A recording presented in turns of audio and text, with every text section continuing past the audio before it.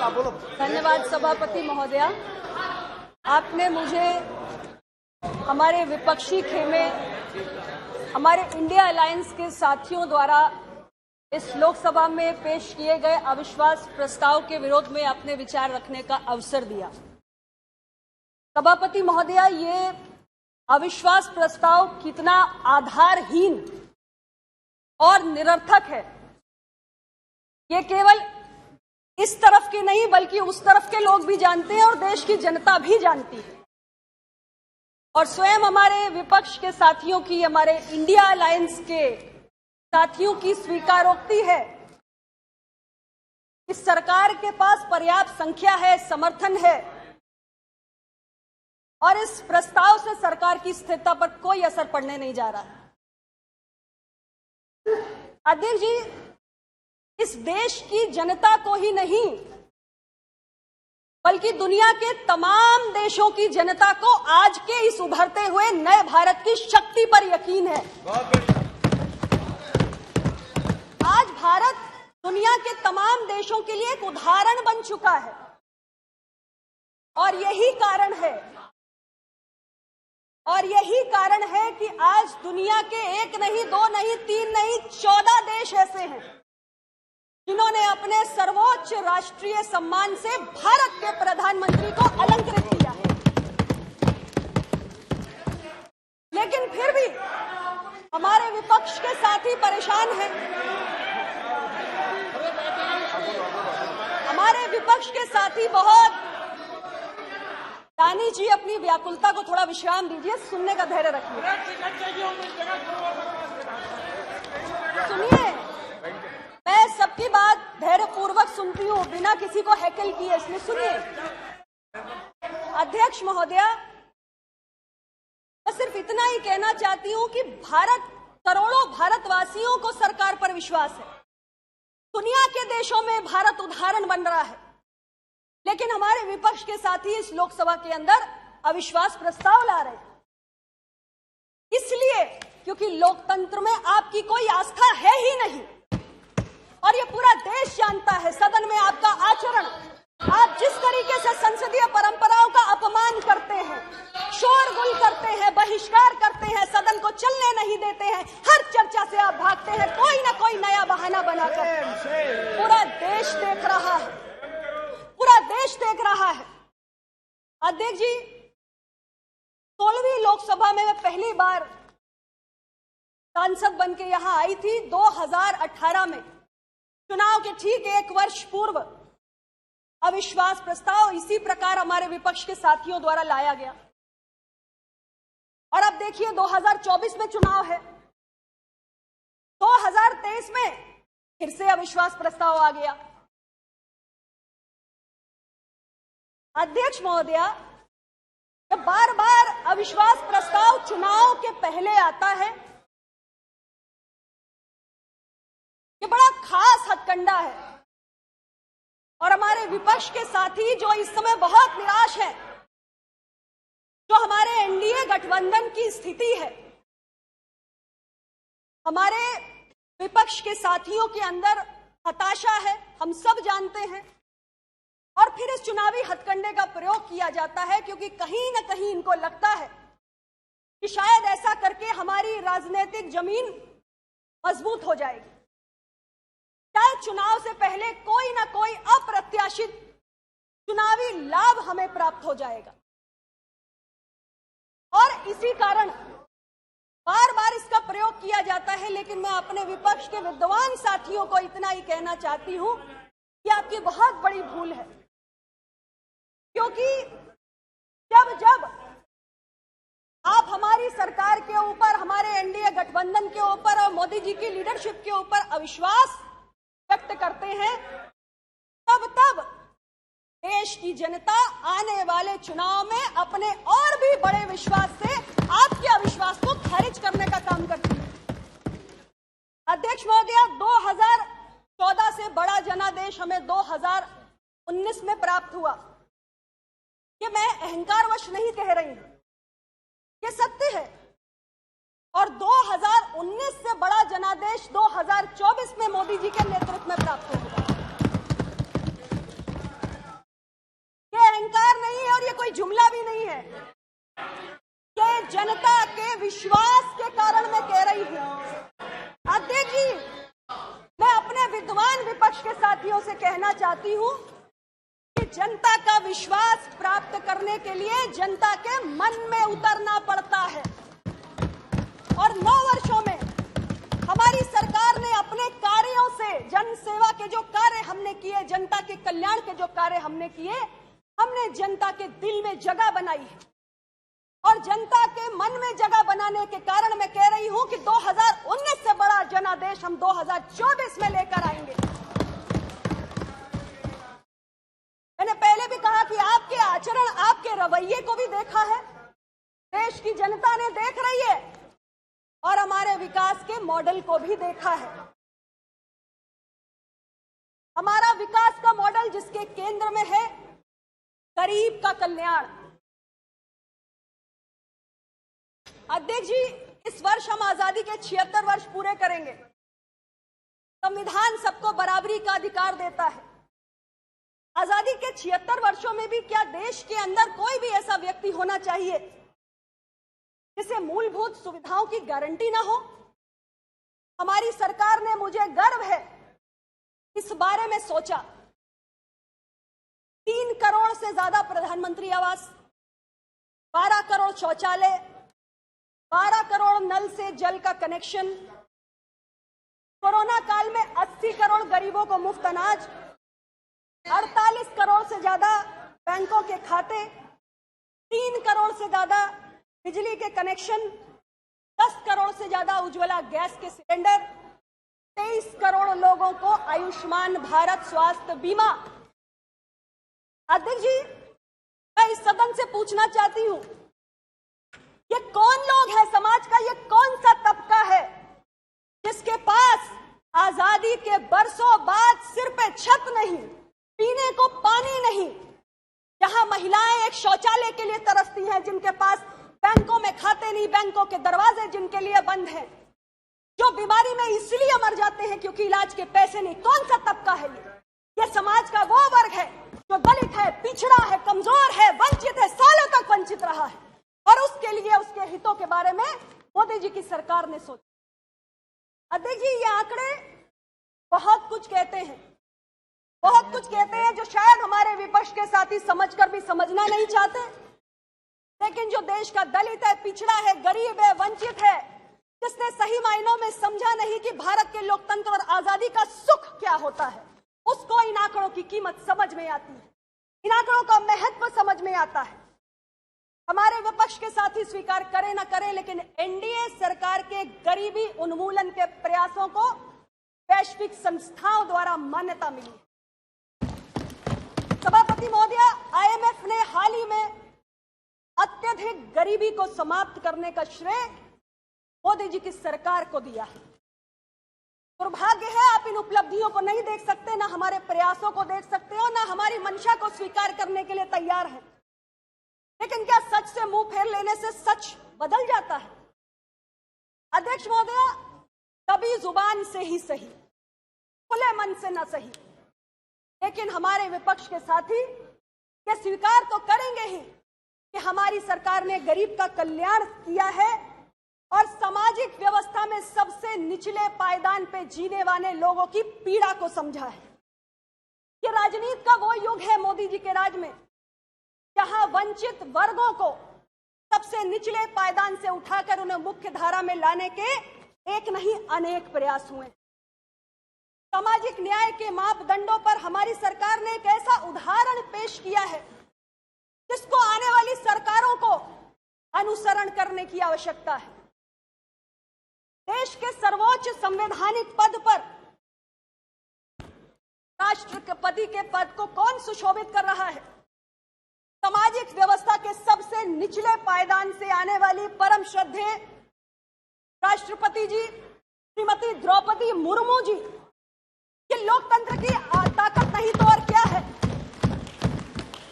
अध्यक्ष, सवाल यह है कि पहले की सरकारों में ऐसी पहल क्यों नहीं हुई? एक आदिवासी महिला लोकतांत्रिक व्यवस्था में सर्वोच्च पद पर आसीन हो, ऐसा ख्याल क्यों नहीं आया? क्या भारत का लोकतंत्र चंद अभिजात वर्गों की बपौती है? अध्यक्ष महोदया, मोदी जी की सरकार ने इस भ्रम को तोड़ के रख दिया है। हमारे मंत्रिमंडल को देखिए और आज मंत्रिमंडल में पिछड़े, दलित, वंचित की भागीदारी को देखिए। पूर्व की सरकारों के मंत्रिमंडल के स्वरूप को भी स्मरण कर लीजिए। ज्यादा कुछ कहने की आवश्यकता मुझे नहीं है। कितने पिछड़ों को, दलितों को, आदिवासियों का आपने मंत्री बनाया था। पीछे की पंक्ति में बैठने का काम नहीं करेगा इस देश का दलित, पिछड़ा, आदिवासी अग्रिम पंक्ति में आकर बैठेगा। ये मोदी जी ने व्यवस्था को बदलने का काम किया। केंद्रीय विद्यालय, नवोदय विद्यालय, सैनिक स्कूल, इसमें पिछड़े, वंचित समाज के बच्चे भी जाकर पढ़े। ये पहले किसी ने क्यों नहीं सोचा? रोका था क्या आपको किसी ने? राष्ट्रीय पिछड़ा वर्ग आयोग को संवैधानिक दर्जा देने की मांग अध्यक्ष जी, हमारे विद्वान साथी है, कितने वर्षों तक इस संसद के अंदर उठी है। क्या कुछ काम हुआ उस पर? अगर नहीं हुआ तो क्यों नहीं हुआ?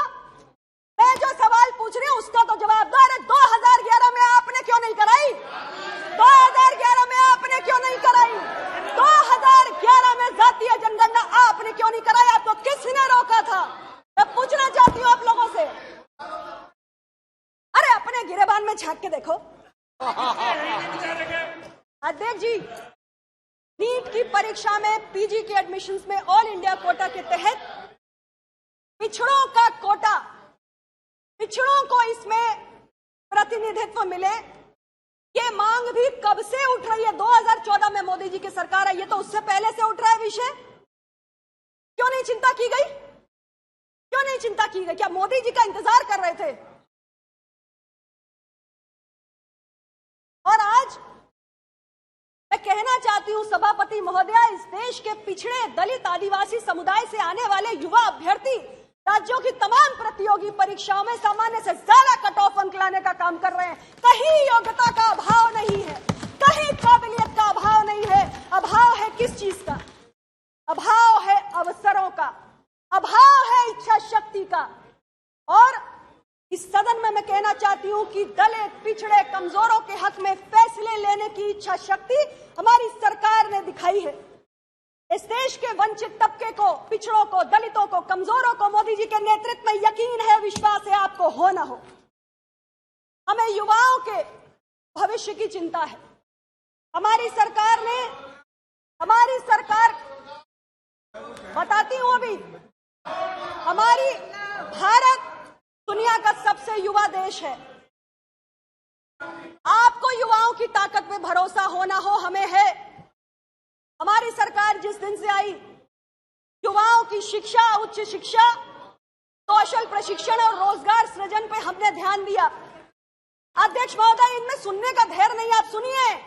इस वर्ष 2023 दिसंबर 2023 तक 10 लाख सरकारी नौकरियों के नियुक्ति पत्र भारत की सरकार देने का काम कर रही है। हमने मिशन रिक्रूटमेंट के तहत, मिशन रिक्रूटमेंट, ध्यान से सुनो, मिशन रिक्रूटमेंट के तहत हमने इसकी शुरुआत की है। 7 रोजगार मेला का आयोजन हो चुका है। हर रोजगार मेला में 75,000 नौकरियों के, सरकारी नौकरियों के नियुक्ति पत्र बांटने का हमने काम किया है।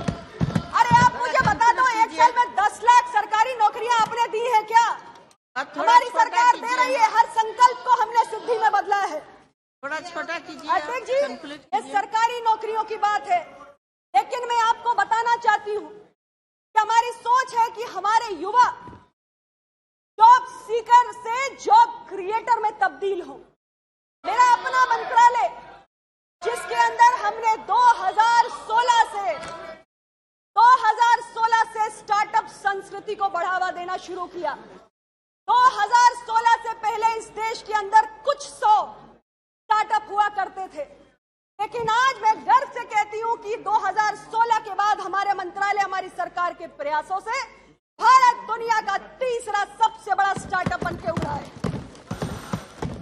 आज हमारे यहाँ DPIIT रिकॉग्नाइज्ड 1 लाख के करीब स्टार्टअप है, 99,380, और 100 से ज्यादा यूनिकॉर्न्स जो हमारे देश के युवाओं ने बनाकर खड़े किए हैं और इससे किस हद तक रोजगार सृजन हो रहा है इसकी कल्पना भी नहीं की जा सकती।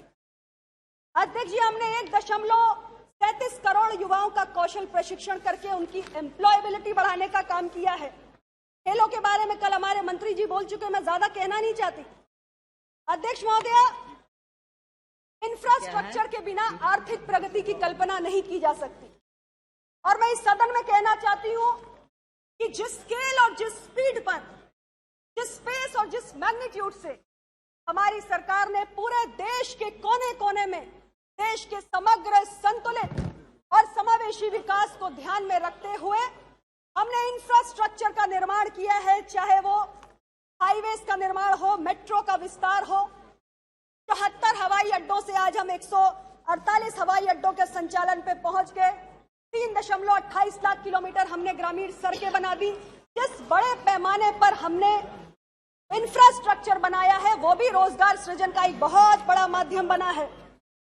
अध्यक्ष महोदय, export promotion, exports are the key drivers of economy और हमारे एक्सपोर्ट्स इस वर्ष फाइनेंशियल ईयर 2022-23 में $770 बिलियन का आंकड़ा पार कर गए।